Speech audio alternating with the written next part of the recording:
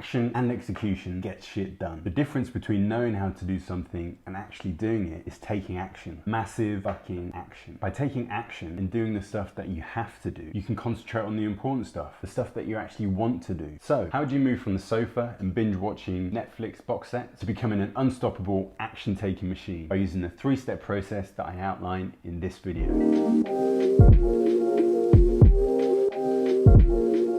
I'm Matt Harris, and on this channel we explore the simple habits, tools and strategies for high performance, happiness and success. Action and execution are the art of getting stuff done. They're the difference between the Richard Branson, screw it, let's do it attitude and loafing around doing fuck all. Until recently, I was stuck in a rut and getting very little done. Other than listening to podcasts and working out first thing in the morning, my life was filled with doubt and uncertainty, which was paralyzing me from doing anything. This situation was getting me nowhere fast. January this year was the tipping point. I signed up to James Clear's 30 Days to Building Better Habits email course and read David Allen's Getting Things Done. Both refer to the 2-minute rule, taking action and doing stuff. I started implementing the 2-minute rule on a daily basis. I procrastinated less and eventually I implemented a simple 3-step process for taking action and getting shit done. 1. Identify the stuff that needs to get done. 2. Work out the stuff that needs to be done now, stuff that can be done later, stuff that can be done by someone else, or stuff that doesn't need to be done at all. And 3. Just do it. This simple process helped me launch this YouTube channel, start a blog and a newsletter, and develop digital products. Over the last few months, I've refined this process by implementing the following 5 steps. Step 1, prioritizing. To manage your time effectively, you need to ensure that the stuff that needs to get done actually gets done. Start with a brain dump. Take a few blank sheets of paper and a pen, or open up a Google Doc. Make a list of all the little things that need to be done right now. Make a list of the medium things that need to be done but are less time sensitive. Make a list of all the big stuff, life plans and big goals that also need to be done. These are the important things that will take time to execute and won't get done overnight. It might take you a couple of hours to complete, but once you finish, you've got a first edition of your life plan, Life Plan 1.0. You've also got an action plan for things that you can start doing right now. Make sure that you're completing the small and medium stuff on a daily and weekly basis, and don't be daunted by the big stuff. The big stuff can be broken down into separate lists of smaller actions which gradually take you closer to completing the big stuff. All you have to do is rinse and repeat the steps carried out in the brain dump. At the end of each month, review your progress and see how you're getting on. Look at how many tasks you've completed, what's outstanding, which tasks you've missed, which tasks are no longer necessary, and new tasks that you need to add to your life plan. Decide on the small, medium, and big stuff that you want to focus on for next month and go again. Take action, execute, get stuff done. Over time, as you keep getting stuff done, Life Plan 1.0 turns into Life Plan 2.0, 3.0, and 4.0. You start to gain more control as the small and medium stuff gets easier to execute and you begin to achieving the big important stuff. Gradually, the more you focus on what's important, with each action you take, you're creating a life that you're happy with. If you're getting value from this video, I'd appreciate you hitting that like button so the YouTube algorithm can work its magic. Thank you very much. Analysis paralysis. After you've completed your brain dump, there's a good chance that you'll overthink the stuff that needs to get done. I'm definitely guilty of this. I love taking a brain dump, planning and replanning the stuff that I need to get done without ever actually taking any action. The trouble is, I often make something that's really simple super complicated by overthinking it. All that does is waste precious time that could be used for taking action. Overthinking kills your productivity, so try to avoid it. Otherwise, there's a good chance you get caught up in the paradox of choice, where you have too many options and the decisions start stressing you out. You don't have to consider every possible outcome on your list of stuff to do. All that's doing is delaying the inevitable, which is taking action and getting shit done. It's also an excuse for not doing what you want or need to get done to act on your life plan. Make a decision and do stuff, then make another decision, do more stuff, and keep going. Keep it simple and start building momentum to get more stuff done. Some useful tips that you can take to stop you falling into the trap of analysis paralysis. Eat an elephant one bite at a time. That means the small, medium,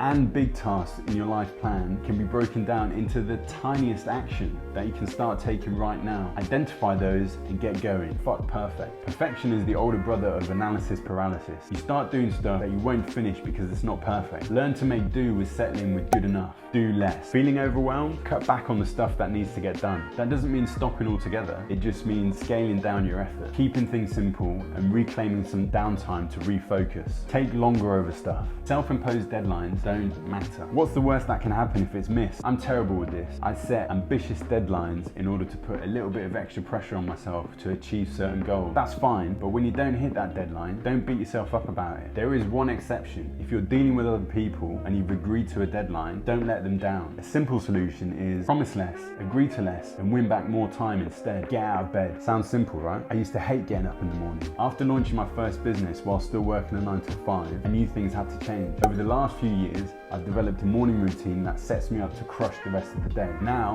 the morning is my friend, and it's when I get my most important work done. The lesson? Get out of bed, make the most of your day. Getting up early allows you to indulge in the stuff that you want to do instead of the stuff that you have to do. In my case, it's working out, meditating, journaling, learning, and getting some of the big important stuff done that helps move me closer to completing my life plan. Start by setting your alarm half an hour earlier than you would normally get up. When it goes off, get out of bed immediately. Don't hit the snooze button. Think of it like this: when you really need to get up, you rarely have difficulties. Remember that time when you went on holiday and you had a 3 a.m. flight to catch? You managed to get up then, didn't you? Make the simple intention to get up early in the morning and do whatever it takes to get out of bed. If you struggle with getting out of bed, use Mel Robbins' 5-second rule, which is a simple tool to act on your goal by physically moving towards action. Once you're up, you might be thinking, what do I do next? Look at your life plan and choose one of the big important tasks. Work out, learn, or just sit and reflect, having some quiet time before the world kicks off. Use the premise of the 20-20-20 formula in Robin Sharma's book 5 a.m. Club to guide you. With that half an hour, break it down into 10-minute chunks of 10 minutes of learning, 10 minutes of moving, and 10 minutes of reflection, and go from there. Asking for help and outsourcing. I'm terrible at asking for help. It's the one thing that I'm trying to improve on. In general, pride stops us from asking for help because we believe that we're super self-sufficient. However, Marcus Aurelius, the philosopher king, one of the 5 great emperors of Rome, wrote, "Don't be ashamed of needing help. You have a duty to fulfill like a soldier on the wall of battle." So what if you're injured and can't climb up the wall with another soldier's help? The bottom line is, don't be afraid or ashamed to ask for help. You never know when you're about to face a challenge that you can't overcome alone. Instead of beating yourself up about it, like I've done many times, try asking yourself whether you just need some help. Asking for help is super valuable. It can be the difference between overcoming something really difficult or just giving up. I'd rather overcome a challenge with some help. That's where growth occurs and you build deeper relationships. Don't be so proud and realize that you can't always do stuff on your own. Ask friends and family for help when you need it. On the other hand, outsourcing is something I've come accustomed to over the years. From working with secretaries and juniors when I was a property lawyer to outsourcing services and tasks when I set up my businesses. Outsourcing enables you to focus on the important stuff, the cool shit, whatever that cool shit is. Ironing, cleaning, shopping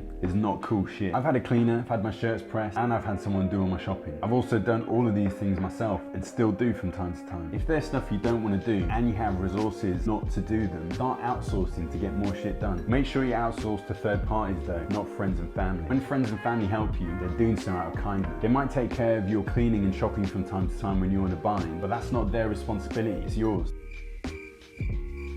Outsourcing to a third party creates space and time to spend with the people that matter to you most. The resources are in you just have to allocate them properly. Look at it like this: if there was a job that you couldn't do yourself, you'd find the finances for someone else to do it. The most important resource we have in life is time.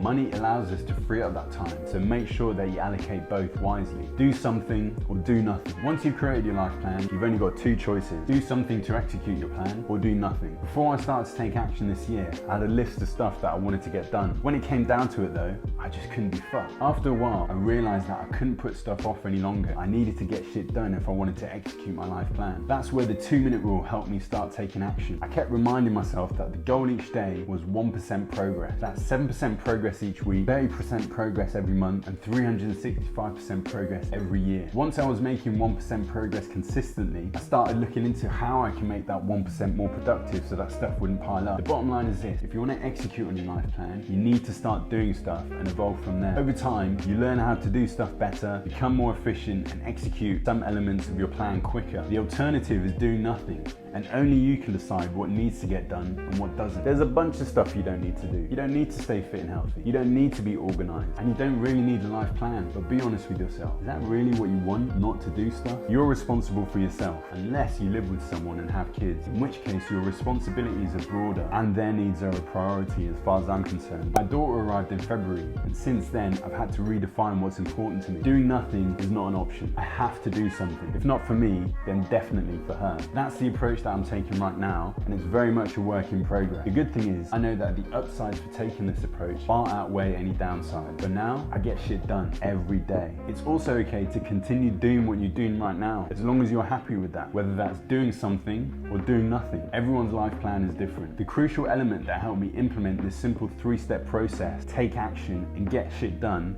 is the 2-minute rule. It made me switch from spending a lot of time doing nothing, procrastinating and being indecisive, to taking action with small steps that help me build consistency and momentum. If you're stuck with taking action and need a catalyst to get you started, check out this video right here where I dive into the 2-minute rule and how it can make you take action. Otherwise, thanks for watching. Please hit that subscribe button if you haven't done so already. I'll see you in the next video.